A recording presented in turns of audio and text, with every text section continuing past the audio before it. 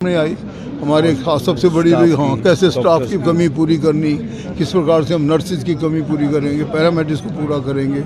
जैसे मैंने बात कही कि हम 200 डॉक्टरों की भर्ती करने जा रहे हैं और हमने शुरू भी कर दी है प्रक्रिया, खासकर जो विशेषज्ञों को भेजा है। हमारे जैसे आदर्श स्वास्थ्य संस्थान है वो पूरे एक विधानसभा क्षेत्र में एक आदर्श स्वास्थ्य संस्थान होगा जिसमें मेडिकल स्पेशलिस्ट, सर्जन, गायनेकोलॉजिस्ट और दूसरे विशेषज्ञ जो ज़रूरी होते हैं वो मतलब पोस्ट किए जाएंगे।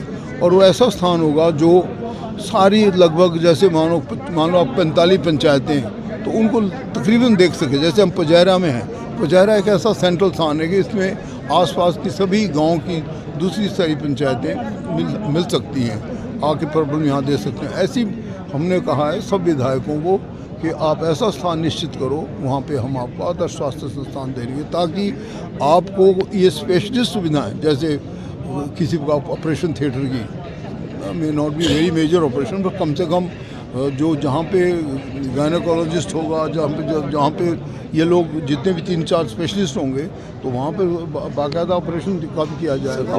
गायनी का होगा, सर्जन होगा, मेडिकल स्पेशलिस्ट होगा, गायनी की समस्याएँ वहीं पे हो जाएगी, ऑर्थो होगा। तो इस प्रकार से जहाँ पे आपका ऑपरेशन थिएटर है, जहाँ पे गायनेकोलॉजिस्ट की सुविधा है, वहाँ पे उन लोगों को फिर चंडीगढ़ या शिमला या जैसे हमारे टांडा मेडिकल को नहीं जाना पड़ेगा, है ना। फिर वो दूर नहीं जाके वहीं पे इनकी समस्याओं को करनी, ये हमारा एम है जो आदर्श स्वास्थ्य संस्थान का हम पूरा करने जा रहे हैं। और लगभग अगले 1-8 वर्ष में तो ये सभी पूरे के पूरे जो केंद्र हैं हम सब विधानसभा क्षेत्रों में पूरे कर देंगे। वो ठीक आपने बिल्कुल दुरुस्त कहा, ये बहुत सी जगहों की समस्या है, यहीं की नहीं है।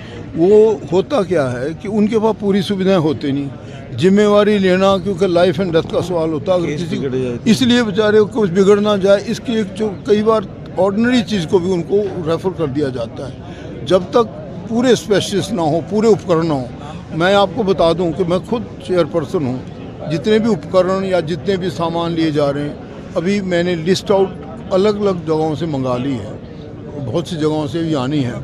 और ये जो प्रोक्योरमेंट होगी ये एक ऐसे तरीके की होगी, अत्याधुनिक उपकरण होंगे जो दूसरी चीज़ें मानो एक आपने प्राइमरी हेल्थ सेंटर को इक्विप करना है तो उसके प्रॉपर बेड होने चाहिए, उसके बाद 7 साइड टेबल होना चाहिए।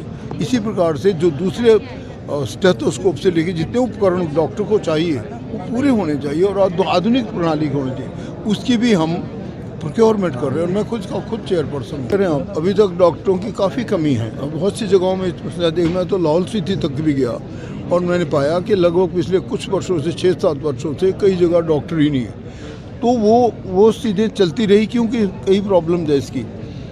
कभी कभी डॉक्टर थोड़ा सा ट्रेन हो जाता है, जब अपना बॉन्ड पूरा कर जाता है यहाँ से निकल भी जाते हैं, कहीं बाहर भी चले जाते हैं। तो डॉक्टरों को ठीक से रखना, उनको ठीक सुविधाएं प्रदान करना। जहाँ पे ऐसा मानो पजैरा है, पजैरा में प्राइमरी हेल्थ सेंटर तो बन गया लेकिन हम सुविधा रहने की भी होनी चाहिए। इसलिए मैं कोशिश कर रहा हूँ अधोसंरचना को भी पूरा किया जाए। जहाँ जहाँ हम इस प्रकार के आदर्श स्वास्थ्य संस्थान करें वहाँ कम से कम 4 या 5 डॉक्टरों के रहने की सुविधा भी होनी चाहिए, वहाँ स्टाफ के रहने की सुविधा भी होनी चाहिए। इस तरफ भी हम ध्यान दे रहे हैं। धीरे धीरे डॉक्टर्स को भी ठीक सुविधाएं प्रदान हों ताकि वो जहाँ पे जाएं वहाँ ड्यूटी तो करें ठीक तरीके से। ये समस्या बहुत जगह की है सर, जो आपने कही है। एक फार्मा हब है सर, और सर पिछले 25 दिन से सर यहाँ पे जो ड्रग कंट्रोलर की पोस्ट है वो खाली है सर, और उद्योगपति परेशान हो रहे हैं सर। उसके लिए सरकार क्यों नहीं कोई कदम? नहीं, वो भी शीघ्र ही हम इसमें कर रहे हैं। वो ना तो सर इसमें चार्ज दिया गया है। हाँ, क्योंकि हाँ अभी तक हमने सिर्फ जो वहाँ का डिप्टी था उसको चार्ज दे रखा है, परंतु हम शीघ्र ही अपना ड्रग कंट्रोल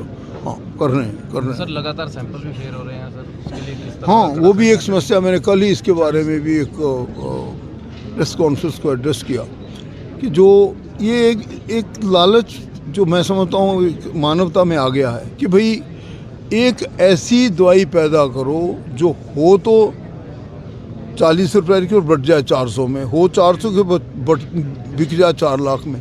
ये एक ऐसी भावना यहीं पे नहीं, अंतर्राष्ट्रीय स्तर पर आप हैरान होंगे।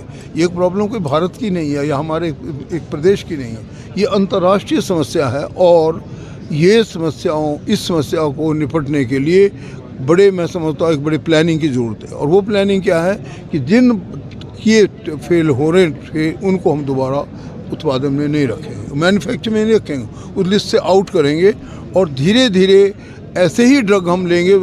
सीनियर ऑफिसर्स, मेडिकल ऑफिसर्स, खुद प्रशासनिक वाले हम उसमें होंगे और वही चीज़ें जो मानकों के मुताबिक ठीक बैठेंगी उनको हम प्रोक्योर करेंगे और जिन ऐसी गलत जो काम कर रहे हैं उनको इस लाइन से ही बाहर निकाल देंगे।